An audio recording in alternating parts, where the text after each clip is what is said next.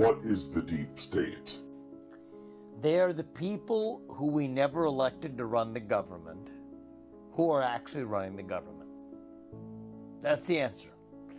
It's the members of a fourth branch of government that our founding fathers never envisioned. Unelected bureaucrats who are able to at once make policy, like the legislative branch, execute policy and enforce those rules, like the executive branch, and also serve as a judge and the interpreter of those rules as the judicial branch. So it is the bastardization of the separation of powers in the Constitution in the hands of unelected bureaucrats who are wielding the true and greatest form of political power in the United States. That's the deep state. And like I told Barack, if I reach something where there's a fundamental disagreement we have based on a moral principle, I'll develop some disease and say I have to resign. We don't have that. We haven't, and we discussed it.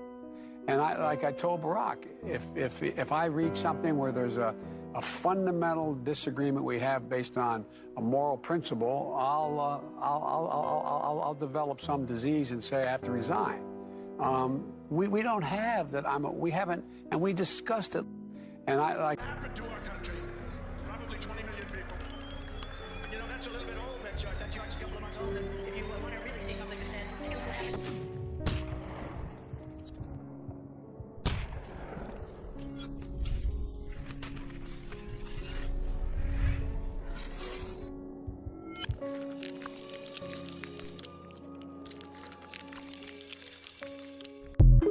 The president hasn't been seen since last Wednesday when he arrived here to recover from his COVID-19 diagnosis. He phoned the vice president on Sunday morning to give her the heads up.